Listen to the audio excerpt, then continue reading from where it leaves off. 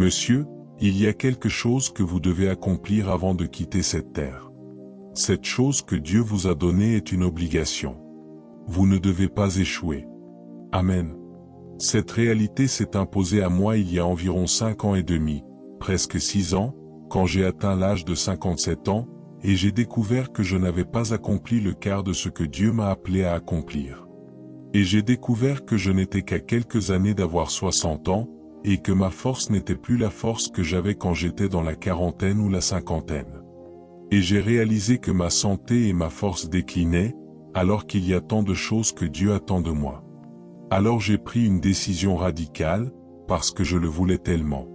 J'ai dit, Père, je serai dans le jeûne chaque jour de ma vie, pour le reste de ma vie. Je n'arrêterai jamais ce jeûne jusqu'à ce que tu me fasses entrer dans mon dessein. Père, je fais cela parce que je n'ai plus la force d'accomplir mon appel. Et je ne veux pas me tenir devant toi ce jour-là et que tu me dises, mon fils, tu as essayé, mais regarde ce que tu étais censé accomplir. Alors, Père, à cause de cela, je vais entrer dans un jeûne sans fin afin de faire descendre la force d'en haut. J'ai besoin de ton aide, parce que toi seul peux m'aider. Toi seul peux me donner ce qu'il faut pour accomplir ce que je dois accomplir. Alors Père, j'entre sur une montagne, et je ne redescendrai jamais. Je resterai sur cette montagne pour puiser ta force et ta puissance, afin d'accomplir la grâce et d'avancer. Et c'est ainsi que ce voyage des 5 dernières années et demie de ma vie a été un parcours au cours duquel, lorsque j'ai commencé à jeûner et à prier, à chercher Dieu pour recevoir de l'aide et de la grâce, l'une des choses qu'il m'a dites a été, démissionne de ta fonction pastorale. Retire-toi, parce que là où tu es, si tu restes à cet endroit, tu mettras toute ta force dans cet endroit, et tu accompliras le dessein d'une dénomination, mais pas celui de ton appel. Alors retire-toi. Beaucoup d'entre vous mettent leur force là où ils ne devraient pas la mettre. Beaucoup d'entre vous courent une course qu'ils ne devraient pas courir. Beaucoup d'entre vous se concentrent sur un domaine sur lequel ils ne devraient pas se concentrer, et le temps s'enfuit. Que Dieu ramène votre attention au bon endroit. Amen. Et puissiez-vous recevoir la grâce de mener votre meilleur combat, d'y donner tout ce que vous avez. Et je sais comment Dieu m'a aidé pendant ces 5 années. Et pourtant, ce n'est que le commencement. Le plus grand est encore devant. Je suis venu dire à quelqu'un, vous êtes sur le point de vous lever et d'aller loin. Amen. Au nom du Père. Amen. Au nom du Fils. Amen. Au nom du Saint-Esprit. Amen. Criez cet Amen comme un tonnerre. Amen. Allez, criez encore cet Amen comme un tonnerre. Amen. C'est ainsi que Salomon, laissez-moi vous montrer quelque chose au sujet de Salomon qui peuvent vous choquer, parce que beaucoup d'entre nous ne connaissent Salomon que lorsqu'il est monté sur le trône et qu'il a offert à Dieu 1000 sacrifices d'holocauste. C'est vrai. Mais il n'a pas commencé seulement lorsqu'il est monté sur le trône. Bien avant de monter sur le trône, il avait commencé avec plus de 1000 sacrifices d'holocauste. Donnez-moi une Chronique 29 verset 21, puis nous sauterons au verset 23. Une Chronique 29 verset 21. Bien, c'est à l'écran. Et ils sacrifièrent des sacrifices à l'Éternel, et offrirent des holocaustes à l'Éternel, le lendemain de ce jour-là, 1000 taureaux, plus 1000 béliers, plus 1000 agneaux, avec leurs libations et des sacrifices en abondance pour tout Israël. Verset 23, sautez au verset 23. Puis Salomon s'assit sur le trône de l'Éternel comme roi à la place de David, son père, et il prospéra, et tout Israël lui obéit. Criez Alléluia. Alléluia. Monsieur, le premier sacrifice de Salomon n'était pas ces 1000 que vous connaissez. Bien avant qu'il n'offre les 10 000, il avait déjà offert 1000 taureaux, 1000 béliers et 1000 agneaux avant même de s'asseoir sur le trône.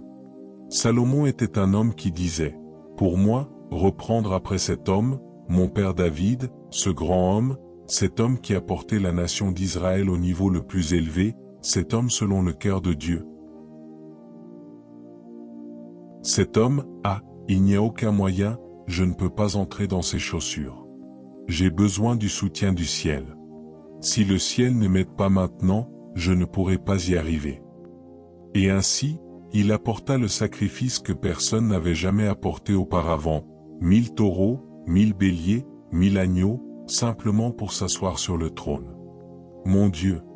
Et lorsqu'il s'assit sur le trône, il apporta encore 1000 holocaustes sur le haut lieu de Silo. Et le ciel dit, ce garçon, je ne l'abandonnerai pas. Ce garçon qui avait ce genre de cœur, le ciel descendit, lui donna un chèque en blanc. Monsieur, si vous cherchez Dieu, si vous poursuivez Dieu, si vous traquez Dieu, si vous refusez d'abandonner, je vous le dis, un jour viendra où le ciel descendra en votre faveur. Le ciel se révélera et vous donnera le soutien que les hommes ne peuvent pas vous donner. Et même après que le ciel soit descendu et lui ait donné un chèque en blanc, il est ensuite allé consacrer le temple avec 22 000 taureaux. Il a dit, si celui-ci a fait descendre Dieu physiquement, alors que je batte le livre Guinness des records, que j'apporte 22 000 taureaux, 120 000 brebis. Que le sacrifice, depuis la fondation de la terre jusqu'à aujourd'hui, qui n'est jamais venu devant Dieu, que je l'apporte et que je vois ce que Dieu fera. Et de nouveau, Dieu ne pouvait pas rester sur son trône. Cette nuit-là, Dieu descendit. Cette nuit-là.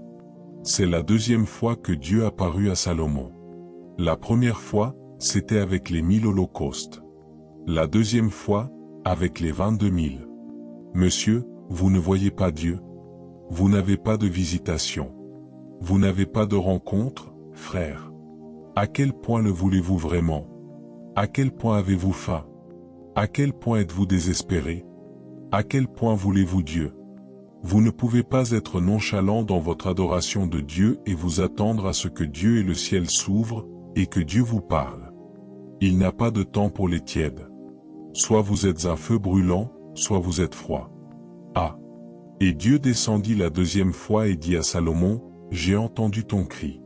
Si mon peuple, sur qui mon nom est invoqué, s'humilie, prie et se détourne de ses mauvaises voies, moi, depuis le ciel, je pardonnerai, je guérirai, je pardonnerai et je guérirai leur pays. Criez Alléluia. Alléluia. Je dis, criez Alléluia. Alléluia. C'est pourquoi l'islam est en train de prendre le contrôle du monde entier. Les musulmans. Ils prennent le contrôle du Nigeria, ils prennent le contrôle de tout le continent noir, ils prennent le contrôle de toute l'Europe, ils prennent le contrôle partout. Parce que, dans le monde spirituel est un marché ouvert aux enchères.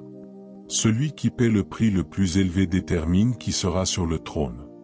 Et les musulmans prient 5 fois par jour. Ils ne plaisantent pas. Ils sont engagés dedans, au point que tous les gouvernements du monde leur ont donné des salles de prière dans tous les aéroports du monde. Ils n'en donnent jamais aux chrétiens parce qu'ils ne voient jamais les chrétiens prier. Mais ils en donnent à tous les musulmans. Et chaque musulman, si vous allez en Europe, vous serez choqués. Même dans les écoles secondaires, les musulmans dans les écoles secondaires ont leur temps de prière, et toute l'école doit les reconnaître pour leur prière. Est-ce que cela signifie qu'il n'y a pas de personnes nées de nouveau dans les écoles? Est-ce que cela signifie qu'il n'y a pas de personnes nées de nouveau dans les bureaux? Oh mon Dieu! Oh mon Dieu! Je revenais, c'était il y a environ 2 ans, de Londres, et j'ai atterri au Nigeria. J'avais un vol très tôt pour revenir, je pense, à Calabar, ou peut-être que j'allais à Abuja, et je n'avais aucun naira, aucune monnaie nigériane. Je suis donc simplement arrivé avec mes livres sterling et je suis allé directement au bureau de change à l'aéroport Murtala Mohamed, je pense au MM2.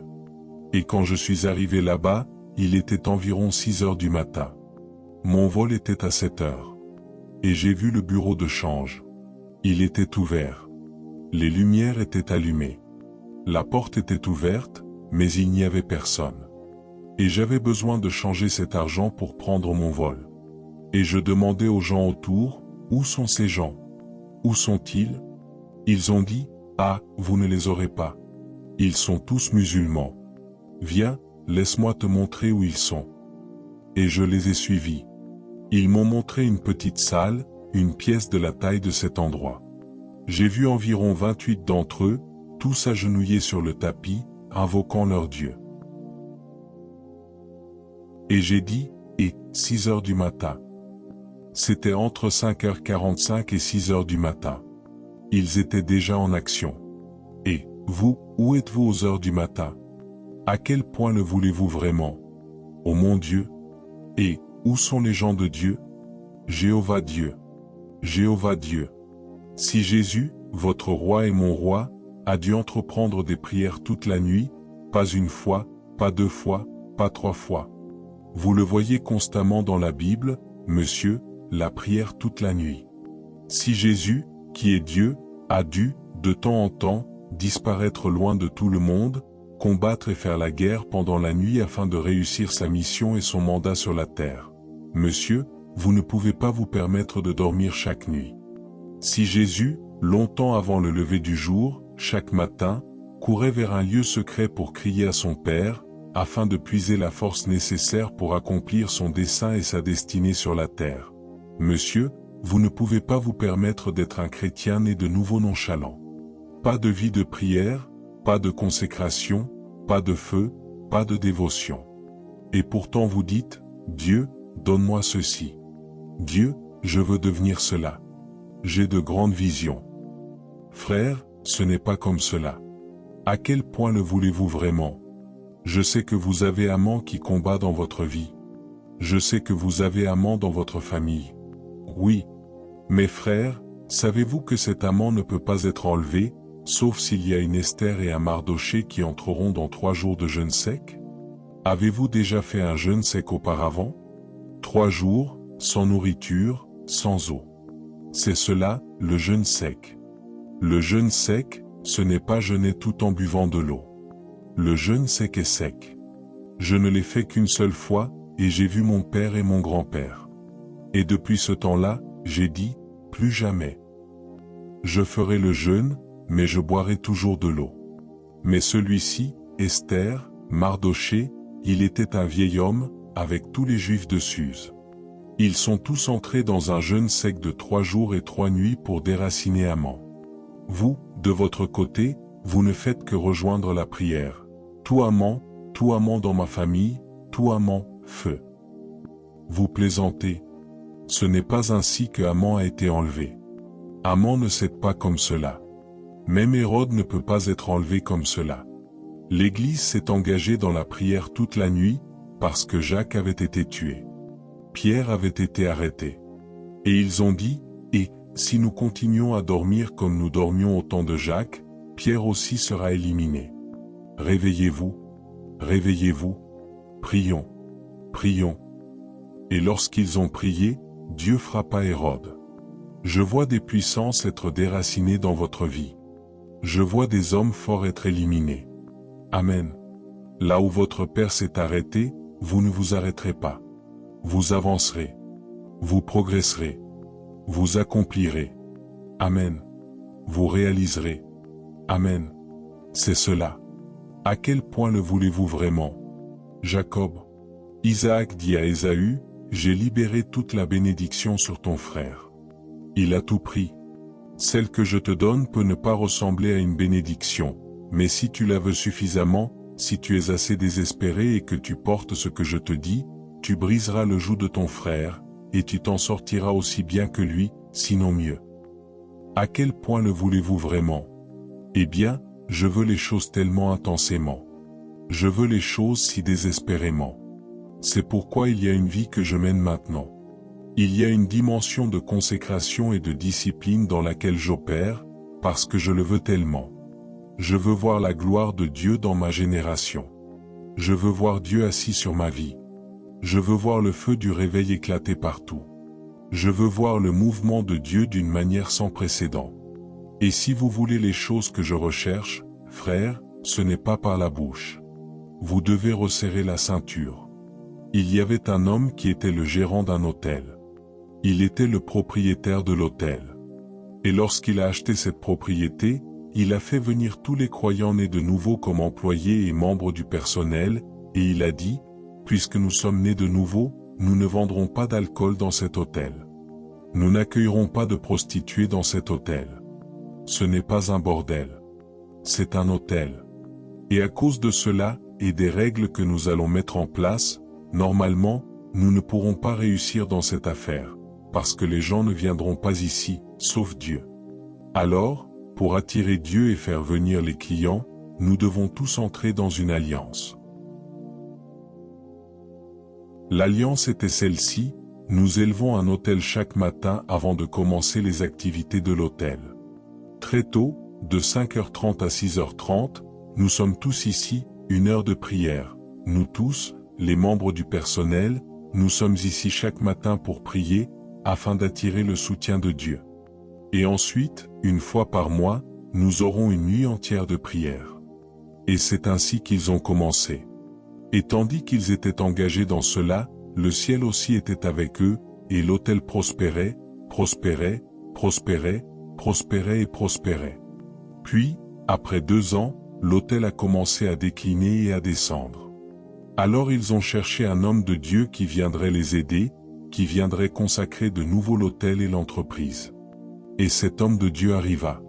Alors qu'il était à la porte, sur le point d'entrer, il s'arrêta. L'homme de Dieu regardait tout autour de l'autel et observait. « Homme de Dieu, que regardez-vous » L'homme de Dieu leur demanda: « Quelle était l'alliance que vous aviez dans cet autel quand vous avez commencé? Vous qui m'avez fait venir, vous avez dit que les choses sont en train de descendre. Quelle était votre alliance? » L'alliance était que nous prions chaque matin pendant 1 heure. Nous avions une nuit entière de prière 1 fois par mois. La respectez-vous encore? Non, monsieur.